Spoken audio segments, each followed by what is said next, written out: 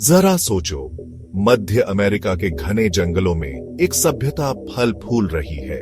ये है माया, खगोल विज्ञान, गणित और आध्यात्मिकता के उस्ताद, जो उनके जीवन के हर पहलू में बुनी हुई है। ये सिर्फ शहर नहीं बना रहे हैं और व्यापार नहीं कर रहे हैं, ये ब्रह्मांड से बातें कर रहे हैं। एक ऐसी दुनिया की कल्पना करो जहां देवता बारिश की तरह असली है, आपकी सांसों के जितने करीब।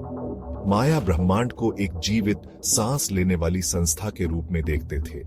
सबसे छोटे कीड़े से लेकर सबसे दूर के तारे तक सब कुछ जुड़ा हुआ था, और माया इन सब को संतुलन में रखने में एक महत्वपूर्ण भूमिका निभाते थे। उनके अनुष्ठान, उनकी मान्यताएं, उनका अस्तित्व ही सांसारिक और दिव्य के बीच सामंजस्य बनाए रखने के बारे में था। अब आप सोच रहे होंगे, यह प्राचीन इतिहास है ना? हाँ, माया सभ्यता सदियों पहले अपने चरम पर पहुंच गई थी, लेकिन बात यह है, उनकी आत्मा, उनका पवित्र से नाता यूं ही गायब नहीं हुआ।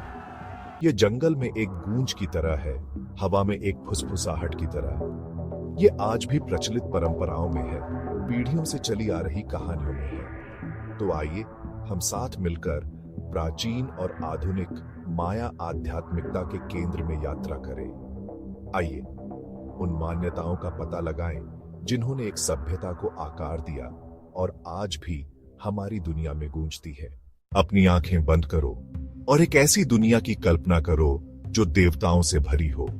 कहीं पहाड़ पर बस कुछ ही नहीं, बल्कि हर जगह माया कई देवताओं में विश्वास करते थे, जिनमें से प्रत्येक का अपना व्यक्तित्व और क्षेत्र था।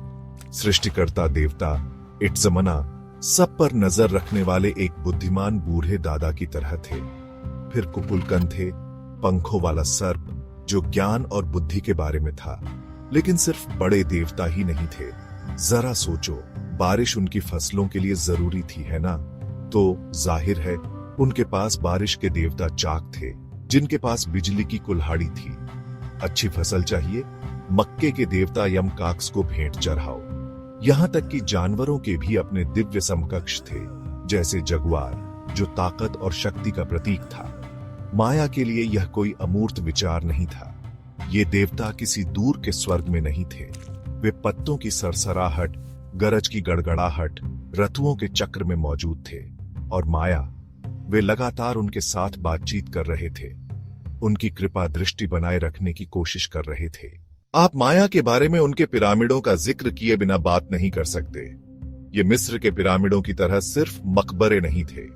बड़ी बड़ी पत्थर की संरचनाओं की कल्पना करो, जो जंगल की छतरी से ऊपर उठती है, स्वर्ग की सीढ़ियों की तरह। ये पवित्र स्थान थे, मंदिर जहां माया अपने देवताओं से बात करते थे। जरा सोचो, विस्तृत हेड्रेस में पुजारी मंत्रोच्चार और धूप जलाते हुए, हवा कोपल की गंध से भरी हुई है। वे अनुष्ठान कर रहे हैं, बलिदान चढ़ा रहे हैं, देवताओं को खुश करने और अपने लोगों की भलाई सुनिश्चित करने की कोशिश कर रहे हैं। और यह सिर्फ पुजारी ही नहीं थे, सबसे विनम्र किसान से लेकर सबसे शक्तिशाली शासक तक हर कोई इन समारोहों में भाग लेता था। इन मंदिरों को ब्रह्मांडीय चौराहे के रूप में सोचें, ऐसे स्थान जहां सांसारिक और दिव्य मिलते थे। माया का मानना था कि इन विशाल संरचनाओं पर चढ़कर वे स्वर्ग के करीब पहुंच रहे थे, सृष्टि के स्रोत के करीब पहुंच रहे थे। भाग 4, जीवन का प्रवाह, हर अवसर के लिए अनुष्ठान। अब एक ऐसे जीवन की कल्पना करो जहां हर महत्वपूर्ण घटना अनुष्ठान से जुड़ी हो, आध्यात्मिक दुनिया से जुड़ने का एक तरीका। माया इसमें माहिर थे। जन्म, युवावस्था, विवाह, मृत्यु, हर मील के पत्थर का अपना समारोह था। देवताओं का सम्मान करने और संतुलन बनाए रखने का अपना तरीका। जरा सोचो, एक बच्चे का जन्म होता है।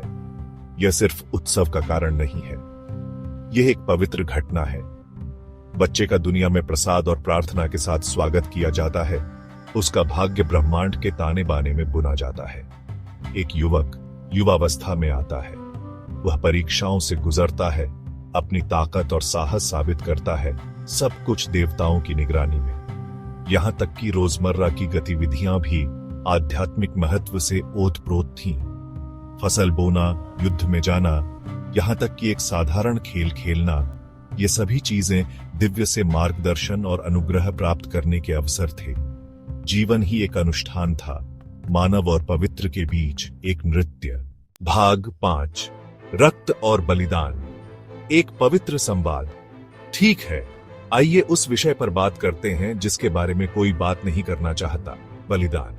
जी हाँ, माया मानव बलि देते थे, और नहीं, यह क्रूर होने के बारे में नहीं था। याद रखें, उनके लिए रक्त पवित्र था, एक शक्तिशाली जीवन शक्ति। उनका मानना था कि इसे देवताओं को अर्पित करके वे उनका पोषण कर रहे थे, दुनिया को संतुलन में रख रहे थे।